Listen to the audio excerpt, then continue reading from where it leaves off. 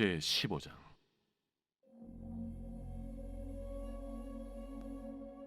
또 하늘에 크고 이상한 다른 이적을 보매 일곱 천사가 일곱 재앙을 가졌으니 곧 마지막 재앙이라. 하나님의 진노가 이것으로 마치리로다.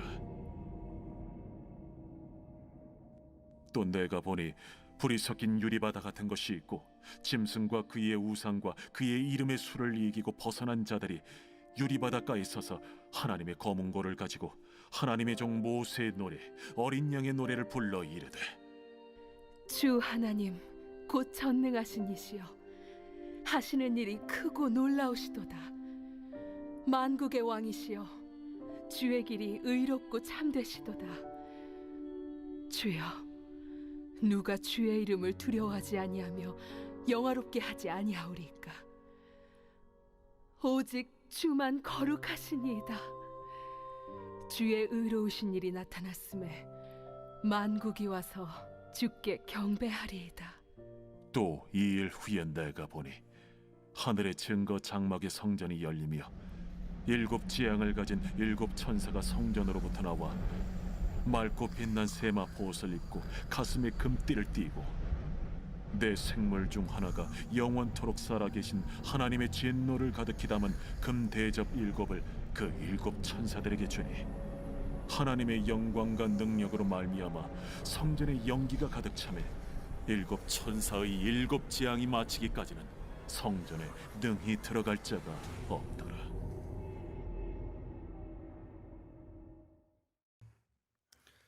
오늘 새벽에도 주님의 보좌 앞으로 나오신 성도님들에게 하나님의 은혜와 축복이 함께 하시기를 축원드립니다. 오늘 계시록 15장 말씀 함께 살펴보도록 하겠습니다. 요한계시록은 예수 그리스도의 계시입니다. 예수 그리스도로부터 나온 계시이며 예수 그리스도에 관한 계시입니다. 계시록이 보여주고 있는 예수님의 모습은 구름 타고 다시 오시는 것입니다. 마지막 때를 살아가는 우리들에게 요한계시록은 위로가 되고 격려가 되고 소망이 되는 성경이죠. 요한계시록을 두려워하시거나 혹은 공포의 대상 혹은 이 세상이 멸망하는 것에 대한 그런 환상적인 혹은 공포 영화 같은 그런 것으로 절대 보실 필요가 없습니다. 계시록은 우리에게 위로와 격려를 주는, 용기를 주는 책입니다. 요한계시록에 관련된 아주 유명한 예화가 우리 교단의 물줄기로 있는 미국의 웨스트민스터 신학교가 있습니다. 여기에서 계시록에 대하여 학생들이 배우고 서로 교정해서 이렇게 막 토론을 했습니다. 요한계시록은 어떤 책이냐, 요한계시록의 이 재앙들은 뭐냐, 이런 열띤 토론들을 했습니다. 그래서 이렇게 지나가다가 그 학생들이 토론을 하는데 학교 관리하는 분이 그 학교에서 오랫동안 있었던 분이에요. 아주 나이 많은 관리인이 지나가고 있었습니다. 그래서 학생들이 우리 학교에서 제일 오래 있었던 저 아저씨한테 요한계시록을 물어보자. 그래서 물어봤습니다. 요한계시록을 학교에 오래 계셨는데 요한계시록이 어떻게 느껴지냐고. 그랬더니 그 경비하는 아저씨가 하는 얘기가 아주 간단하게, 이 요한계시록은 우리에게 소망을 주는 책입니다. 이렇게 얘기를 했다는 거예요. 학생들은 이 7가지 재앙이 뭐냐, 천년왕국이 뭐냐, 천년왕국 언제 오냐, 이런 열띤 토론들을 하고 있는데 그냥 성도인 거죠. 평신도인데 학교에서 근무하는 경비 아저씨보다 못한 그런 신학생들의 모습이었다. 이런 아주 유명한 일화가 있습니다.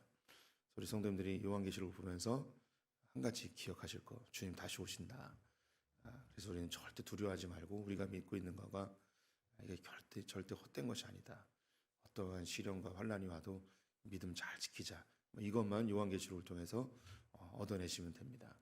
장래에 일어날 일들에 대하여 조금은 이게 비밀스럽게 기록해 놓았지만 성경을 창세기부터 쭉 읽어온 사람이라면 요한계시록이 절대 어렵지 않은 책입니다. 이 책을 성경 아닌 것으로 자꾸 해석하려 하고 성경 아닌 것으로 바라보려 하니까 요한계시록이 막 복잡해지고 그리고 무서워지고 막 이렇게 되는 것이죠. 요한계시록을 기록한 것은 사도 요한이죠. 밤모습에 유배 갔다가 교회를 위해 기도하던 중 어느 주일날 큰 나팔 소리와 같은 음성을 듣게 됐습니다. 7교회에게 두루마리 편지를 쓰라는 것이죠. 그 내용은 그가 본 것과 지금 있는 일과 장차 될 일에 대하여서 기록하라고 하였습니다. 그가 본 것은 7개 교회를 예수님이 오른손으로 붙들고 있는 장면이었습니다. 예수님이 교회를 보호하고 인도하고 완성하시는 약속의 말씀인 거죠.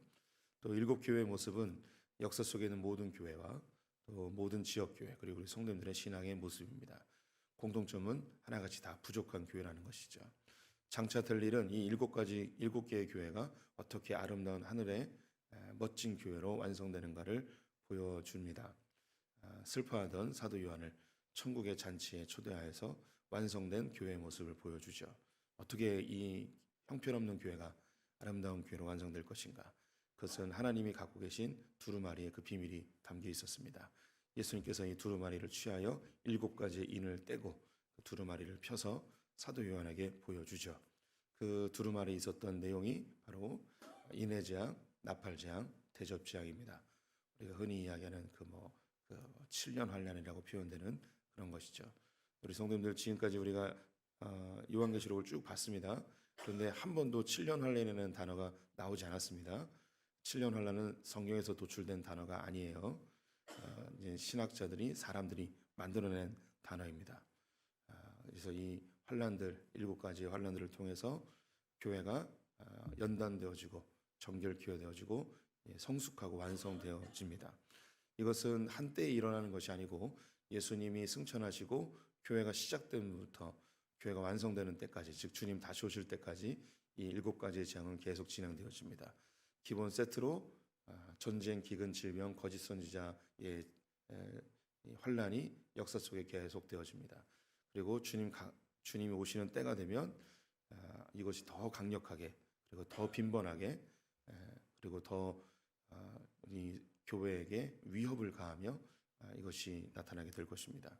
그래서 지금 일어나고 있는 현상들, 많은 전쟁들, 많은 자연재해들, 또 여러 새로운 질병들, 그리고 각종 이단과 사이비들의 출현을 보면서 주님이 가까이 오시는 것을 우리는 몸으로 느낄 수 있게 되는 것이죠. 이것이 정말 주님이 가까이 오시게 되어지면 5번째, 6번째, 7번째 재앙으로 그것은 더 가중됩니다. 5번째, 6번째 재앙의 특징이 전갈에 쏘는 것과 뱀에 무는 것이었습니다. 이것이 세상에 있는 많은 사람들을 하나님을 대적하는 곳으로 이끌어 가게 되죠. 하지만 이 뱀에 쏘는 것과 전갈에 쏘는 것에 취한 사람들은 그것이 행복한 줄 알고 따라갔지만 그것이 오히려 그들에게 큰 공포와 두려움과 또 죽을 만큼의 고통을 안겨준다는 것을 알 수 있습니다. 이건 역시 현재 일어나고 있습니다. 지금 우리는 5번째 재앙을 지나서 6번째 재앙쯤 그 중간 어디쯤에 있는 것 같아요. 분명히 5번째 재앙은 지난 것 같습니다. 우리는 6번째 재앙쯤에 있는 것 같습니다. 그래서 세상에 있는 많은 사람들이 이 전갈에 쏘는 것에 취하여서 하나님을 대적합니다. 진화론이 그러하였고, 정신분석학이 그러했고, 공산주의가 그러하였고, 포스트 모더니즘이 그러하였고, 지금 현재 이제 동성애나 페미니즘이나 이런 것들이 다 하나님을 대적하는 문화로 흘러가고 있습니다. 하나님 이 땅 가운데 주신 그 가치로운 것들을 다 뒤로 하고 사단의 종로로 타는지도 모르고 그렇게 살아가는 인류를 우리가 발견하게 되죠. 6번째 재앙에 들어서서는 이것이 더 심각해지는데요. 2 짐승이 등장을 합니다. 사단을 머리에 두고 2 짐승이 등장을 하는데 이 2 짐승의 특징이 입에 있습니다. 사람들을 계속해서 미혹합니다. 하나님을 대적하는 문화를 만들게 되죠. 여기 2 짐승 중에서 첫 번째 짐승은 역사 속에 있는 모든 권세와 통치자들, 사상과 이념들, 하나님을 대적하는 모든 흐름들을 이야기할 수 있겠습니다. 그런데 이 2번째 짐승은 어린 양의 모습을 하고 있습니다. 교회 내에 들어와서 믿는 자들을 미혹하는 짐승이지요. 이들은 하나님의 이야기를 하고 성경의 이야기를 하지만 결국 그 첫 번째 짐승을 숭배하게끔 만들어 버립니다. 특별히 이 짐승 중에 이 머리가 상하였다가 다시 살아나는 존재가 있는데, 이것은 역사 속에서 볼 때 제가 추론하기를 자본주의라고 말씀을 드렸습니다. 그래서 이 세상이 다 물질로 하나님을 겸하여 이 재물을 섬기는 그런 흐름으로 계속 가게 되어지죠. 그래서 그 사람들이 결국은 666의 표를 받게 됩니다. 이 666 표는 매매를 하지 못하는, 다시 말해서 모든 것을 경제적 논리로 생각하는, 경제적 마인드로 평가하는, 내게 손해가 되느냐 이익이 되느냐 모든 것이 다 그 개념으로 바뀌어져 버리게 됩니다. 그런데 이 모든 것을 뚫고 나온 믿음의 사람들, 예수 그리스도와 함께 승리할 사람들은 존재합니다. 이제 15장에서 마지막 재앙, 정말 말세 중의 말세의 현상들을 이야기하게 되는데요. 1절 말씀에 또 하늘에 크고 이상한 다른 이적을 보매 일곱 천사가 일곱 재앙을 가졌으니 곧 마지막 재앙이라 하나님의 진노가 이것으로 마치리로다. 일곱 가지의 재앙, 일곱 대접 재앙인데요. 마지막 재앙이라 이야기하여서 이것을 분리해서 생각하시면 이게 또 막 헷갈려집니다. 다시 한번 강조해 드립니다. 인해 재앙, 나팔 재앙, 대접 재앙은 같은 재앙입니다. 이것을 다른 관점으로 그리고 더 자세하게 설명을 하고 있습니다. 인해 재앙에서는 다섯 번째 재앙을 강력하게 자세하게 설명하고, 나팔 재앙에서는 다섯 번째와 여섯 번째, 그리고 이 대접 재앙에서는 여섯 번째와 일곱째를 자세하게 설명하게 됩니다. 그런데 마지막 재앙이라 이야기하면 끝에 왔다는 거예요. 거의 다 끝에, 정말 끝이 되어지면 이런 일이 벌어질 것이다 라는 것을 알려주고 있습니다. 2절에 보면 또 내가 보니 불이 섞인 유리바다 같은 것이 있고 짐승과 그 우상과 그 이름의 수를 이기고 벗어난 자들이 유리바닷가에 서서 하나님의 검은고를 가지고 하늘의 종 모세의 노래 어린 양의 노래를 불러 이르되, 이 마지막 재앙, 마지막 때가 됐을 때에 이 마지막 때에 주님과 함께 찬송 부르는 모세의 노래, 어린 양의 노래, 이것은 구원의 노래입니다. 승리의 노래이죠. 이것을 함께 부르는 자가 있을 것이다.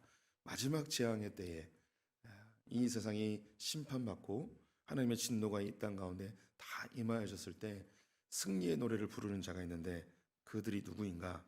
짐승과 우상과 그 이름의 수를 이기고 벗어난 자들입니다. 이 짐승 아까 이야기했죠. 사단의 종으로 두 짐승이 있는데 그 첫 번째 짐승이고 그의 우상, 이건 두 번째 짐승입니다. 그리고 그 수를 이긴 자들, 666을 이긴 자들이죠. 결국 이 세 가지는 같이 흘러가게 되어 있습니다. 즉 물질로, 만몬으로 사람들을 다 미혹하여서 하나님을 대적하게 하는 것이죠. 그런데 이것을 벗어난 자들이에요. 666 다시 한번 조금 더 설명을 해드리도록 하겠습니다. 우리 성도님들이 텔레비전을 보실 때 특히 남성들이 채널을 열심히 돌립니다. 왜 한 채널만 보지 않고 계속 채널을 돌릴까요? 여기에는 그 마음속에 내 소중한 시간을 여러 가지 채널 중에 어차피 텔레비전을 볼 거면 내 이 소중한 시간을 가장 재미있는 것에 투자하리라 라는 계산하는 마음이 있습니다. 그래서 채널을 쫙 다 돌리고 내가 제일 재밌고 제일 볼만한 것을 찾게 됩니다. 우리가 극장에 갔을 때 요즘은 이제 극장에 가면 한 10편 정도가 상영을 하죠. 먼저 열심히 리뷰도 보고 또 출연자가 누군지 다 살펴봅니다.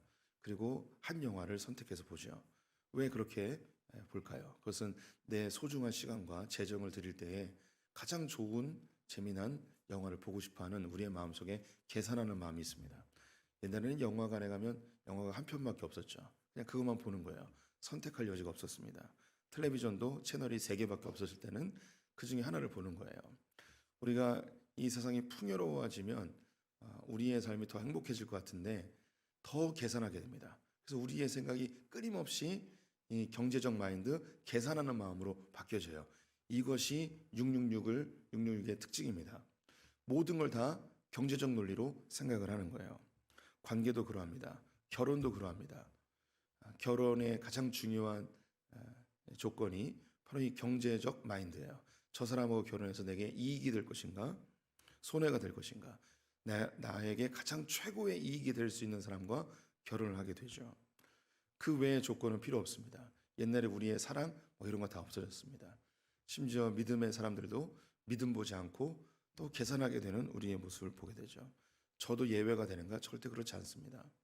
그런데 여기서 이제 중요한 게 하나님의 말씀과 복음이 우리에게 비추어지면 이 거울 앞에 내 모습을 볼 때 내가 너무 이기적으로 살고 있구나. 내가 너무 계산하며 살고 있구나. 이렇게 손해보려 하지 않고 자그마한 이익 앞에도 벌벌벌 떠는 내 모습을 발견하는구나. 말씀 앞에 비추어서 주님의 복음 앞에 비추어 보면서 내가 주님께로 다시 고개를 돌리는 것이죠. 예수님의 모습이 이 복음이 왜 우리를 그렇게 보여지게 하는가? 예수님은 아무것도 계산하지 않고 완전히 자기의 모든 것을 다 우리에게 주어 버렸습니다. 그래서 주님의 복음 앞에 서게 되면 계산하고 있는 내 모습이 옳지 않다는 걸 알게 돼요. 어린아이와 같은 신앙, 어린아이의 가장 큰 특징 두 가지를 이야기할 수 있는데, 첫 번째는 절대적 의존적 존재라는 것과 두 번째는 어린아이들은 계산하지 않는다는 거예요.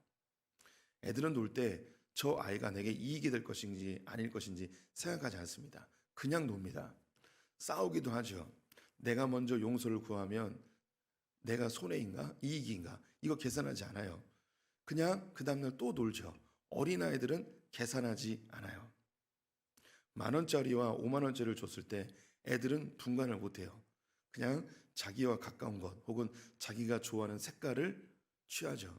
그런데 아이들이 참 놀라운 게 주황색을 좋아하더라고요. 배추잎보다는 주황색을 더 좋아하는.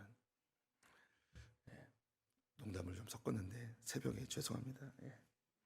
하지 말았어야 되는데. 이것을 이겨낸 자들이 주님께 나와서 함께 승리의 찬송을 부르게 됩니다. 우리 성도님들이 신앙생활에 있어서도 경제적 마인드가 우리에게 깊이 들어와 있습니다. 짐승과 우상과 그 숫자에 우리가 이미 영향을 많이 받았습니다. 예배를 드릴 때도 은혜 받으러 간다라는 표현이 있는데 이 표현은 굉장히 경제적 마인드의 표현입니다. 은혜롭지 않은 예배는, 즉 내게 은혜가 안 되는 예배는 쓸모없는 예배가 되어버립니다. 어느 순간부터 설교자가 누군지에 의해서 이 예배를 참석할지 말지를 결정해 버립니다. 들을 만한 설교면 가고 들을 만한 설교가 아니면 안 가고, 예배는 하나님께 드리는 것인데 예배를 오는 목적이 은혜 받기 위한 나 중심적인 예배로 바뀌어 버렸습니다. 이런 것이 한국 교회에 한참 사용되어진 언어였는데, 이제 젊은 사역자들은, 젊다는 건 이제 저랑 비슷한 나이 또래 사람들이죠. 이제 은혜 받으러 간다 이런 표현을 거의 안 씁니다. 한국 교회에서 많이 사라졌죠. 너무 감사한 거예요. 그런데 우리는 여전히 은혜 받으러 가자라는 표현을 쓰지 않더라도 우리의 마음속에 이 예배를 나 중심적으로 내게 이익이 되는 예배인가 아니면 손해가 되는 예배인가, 내 시간을 뺏는 예배인가 아니면 내게 은혜를 받을 수 있는 이익이 되는 예배인가를 계속해서 따지게 됩니다. 이것이 우리 안에 있는 엄청난 경제적 마인드 666의 영향입니다. 이것으로 인해서 이 사회는, 그리고 신앙생활은 엄청나게 혼란스러워져 가고 있죠. 이 교회는 내게 유익이 되는가? 이 교회는 내게 손해가 되는가? 이 교회는 내 자녀들에게 유익을 줄 수 있는 교회인가? 이 교회는 내 자녀에게 유익을 주지 못하는 교회인가? 나 중심적으로 신앙생활도 모든 걸 다 계산하게 됩니다. 이 교회를 위하여서, 하나님 나라를 위해서 내가 손해보려 하지 않습니다. 하나님께 희생하려 하지 않죠. 이미 우리 성도님들 다 느끼고 있습니다. 저부터도 그러하고 목회자들도 여기서 예외가 아닙니다. 목회자들도 유명하고 사례금 많이 주고 조금 더 나에게 이로운 교회를 찾아가는 것이 현재의 모습입니다. 내가 손해가 되고 내 캐리어에 흠집이 되는 그런 교회 가지 않습니다. 안타까운 것은 그런 교회를 찾다 보니까 사역을 하지 않는 사역자들이 점점 늘어나고 있습니다. 우리 교회도 마찬가지이고 많은 교회들이 사역자들은 그렇게 많은데 사역자를 구하기가 어렵습니다. 인천만 하더라도 사역자를 구하기가 참 어렵습니다. 우리 노회에 200명 되는 교회가 있는데 이 교회에서 부교육자를 구하는데 아무도 지원하지 못해서 지금까지 몇 년째 부교육자를 못 구한 교회도 있습니다. 우리 소풍교회 정도 되면은 괜찮은 교회처럼 느껴지시겠죠. 그런데 교육자 구하기가 참 쉽지 않습니다. 이게 이 현실이에요. 현실이에요. 이런 가운데 이런 경제적 마인드, 만몬에 사로잡히기 쉬운 이 세대에 이걸 어떻게 이겨내고 어떻게 저항할 것인가? 우리 성도님들이 이것을 나는 경제적 마인드로 생각하지 않아, 나는 그런 이익 따지지 않아, 이렇게 얘기를 하셔도 절대 그것을 이기지 못합니다. 이걸 이길 수 있는 방법은 적극적으로 이익을 추구하는 것에 반대 행동을 해야 됩니다. 그 반대 행동이 뭐냐면 손해라는 겁니다. 손해. 예수님은 적극적으로 손해보기로 작정하고 오셨습니다. 자기의 목숨을 손해보기로 작정하고 오셨습니다. 그래서 우리 성도님들이 손해를 감수하는 인생, 아니 손해로 뛰어드는 인생이 되셔야만 합니다. 책 광고하는 듯한 느낌이 들긴 하는데, 우리 성도님들과 끊임없는 이 이야기를 하게 될 겁니다. 손해를 각오하셔야 됩니다. 손해 보는 쪽으로 움직이셔야 됩니다. 이게 자꾸 책 광고하는 것 같아서 말을 강하게 못하는데, 진짜 우리 성도님들은요, 손해 보는 쪽으로 움직여야 돼요. 왜 그쪽으로 움직여야 되냐면 손해 아니면 이익이에요. 중간은 없어요. 중간은 없기 때문이에요. 내가 손해 보는 것을 선택하지 않으면 우리는 반드시 이익 보는 쪽을 선택하게 되어 있어요. 중간은 없다니까요. 중간은 없기 때문에 그럼 이 계속해서 이익 보는 쪽으로 내 마음과 몸이 움직이는 것을 이걸 막으려면, 경제적 마인드, 이 세상의 만몬의 종로로 타는 것을 막으려면 어떻게 해야 되냐면 손해 보는 쪽을 선택해야 돼요. 반드시 연습해야 돼요. 과일 가게 가서 과일을 고를 때 보기 좋고 깨끗한 과일과 저 흠집 있는 과일 중에 의지를 들여서 해보는 거예요. 조금 흠집 있는 거, 저 사람이 나를 호구 삼아서 바가지를 씌우는 것 같아요. 그러면 바가지 씌워 보는 거예요. 그냥 알면서도 해보는 거예요. 우리 성도님들이 이런 것을 느낄 때가 있어요. 오늘 설교자가 마음에 안 들어요. 가기 싫어요. 담임 목사님이 아니에요. 그러면 내가 의지를 들여서 내 시간을 주님께 드리기로 결정하고 오는 거예요. 이런 연습을 해야만 우리가 이 만모니즘에서, 물질주의에서, 경제적 마인드에서 벗어날 수 있어요. 가장 실제적인 거, 예배당에 왔는데 헌금을 해야 돼요. 지갑을 딱 열었어요. 1,000원짜리하고 5만원짜리밖에 없어요. 10,000원짜리가 있었으면 다행인데 왜 5만원짜리하고 1,000원짜리밖에 없냐? 어떤 것을 헌금 내시겠습니까? 막 갈등이 되죠. 갈등이. 10,000원짜리가 있었으면 10,000원짜리 딱 내면 되는데, 우리는 이때 거의 대부분 1,000원짜리를 선택하게 됩니다. 계산하게 되죠. 그때 과감하게 5만원짜리를 딱 꺼내서 주님 손해보기로 결정합니다.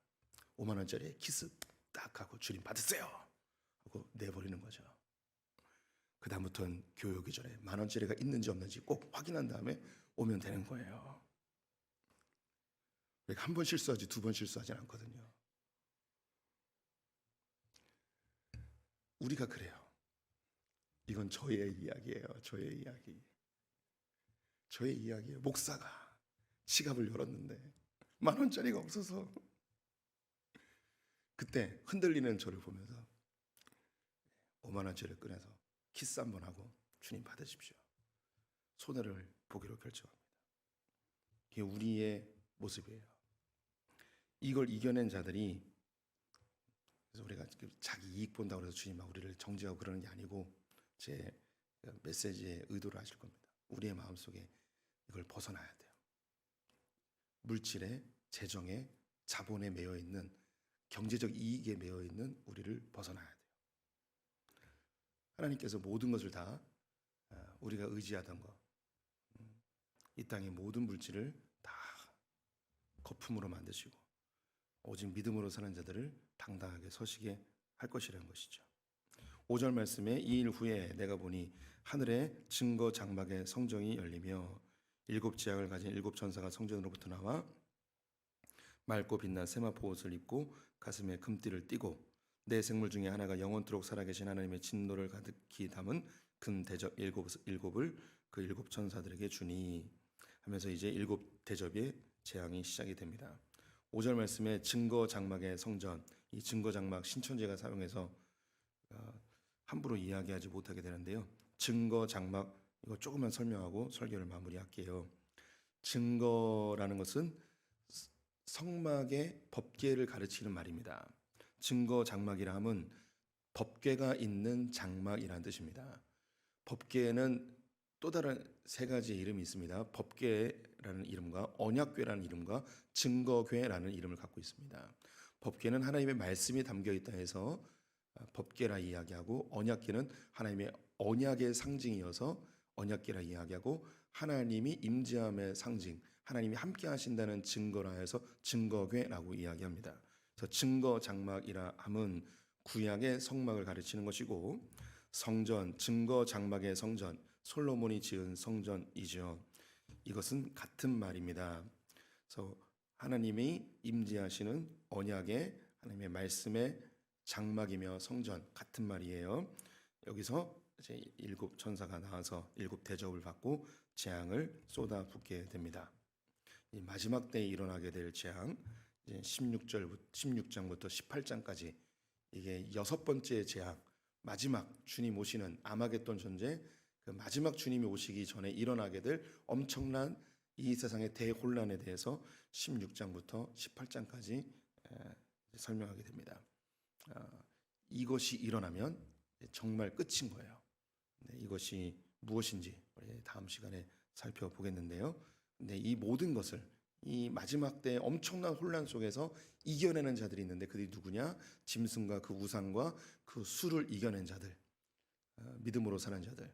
이것을 아주 담백하게 이야기하면 손해보기로 결정한 자들, 경제적 마인드, 만몬에서 벗어나 하나님 한 분만으로 살아가는 자들, 이 땅의 물질에 지배당하지 아니하고 하나님 한 분만으로 살아가는 자들, 그들이 마지막 때에 승리하게 될 것입니다. 마지막 재앙 뭔가 기대되기도 하고 약간 두렵기도 하죠. 또 내일 만나서 또 이야기해 보도록 하겠습니다. 기도하겠습니다. 하나님, 이 세상이 점점 만몬의 지배를 당하게 됩니다. 하나님과 물질을 겸하여 섬길 수 없다고 하신 주님, 이 세상이 점점 더 경제적 마인드로 손해를 보려 하지 않고 모든 사람이 자기 이익만 추구하는 시대로 바뀌어서 엄청 혼란스러워져 가고 있습니다. 이 물고기들이 교회 안에도 들어와 하나님도 조종하고 교회도 이용하고 예배도 내 중심적으로 드리고 설교도 내 중심적으로 듣고 모든 것이 자기 중심적으로 자기의 이익을 추구하는 세상으로 바뀌어가고 있습니다. 이런 시대적 흐름 속에서 자기의 모든 것을 내어주신 예수 그리스도, 생명까지 아낌없이 내어주신 그 주님의 십자가로 우리를 인도하신 주님 감사합니다. 아들을 아낌없이 내어주신 그분께서 모든 것을 주시겠다고 약속하셨는데 우리는 여전히 주님을 신뢰하지 못하고 눈에 보이는 것을 좇는 우리 연약함을 봅니다. 주님, 우리를 긍휼히 여겨주시고 이 마지막 대혼란의 시대에 승리하는 소풍의 성도들 다 되게 하여 주시옵소서. 예수님의 이름으로 기도드렸습니다. 아멘.